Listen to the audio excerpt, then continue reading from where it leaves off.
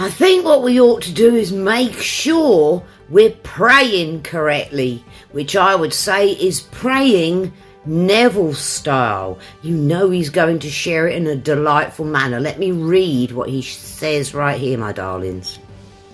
He says, the secret of scriptural prayer, as told in the form of a parable, is to pray and never lose heart.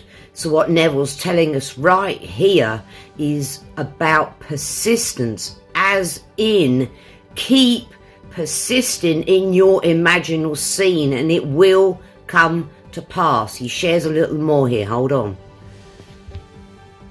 He says, once you have mastered it, you will live in the state of thanksgiving, and all through the day you will say over and over again, thank you, Father, thank you, Father, thank you, Father, thank you.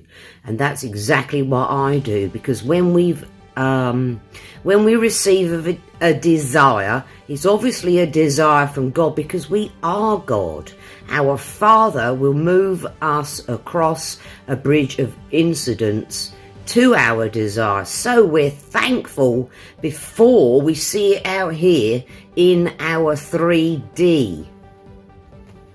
Now for Neville's wonderful sense of humour, he says, when you pray, you do not prostrate yourself on the ground and look towards some eastern point in space, but you adjust yourself mentally. Those are the magic words right there, my darlings. You adjust yourself mentally into your fulfilled desire. Hence, you understand that you have it straight away in your imaginal scene. You persist with your imaginal scene, and as Neville says, adjust yourself mentally. And how you do that is think it, wear it, smell it, taste it, eat it, whatever you need to do to keep yourself in the state of having it already. So that's how we pray. We don't get down on our knees and hands and pray to a God out here. We pray to the God in here, because we are God. So there you go, my darlings. Any queries, any questions, drop a comment and I will get back to you. I want to make sure we are all praying correctly to the God inside.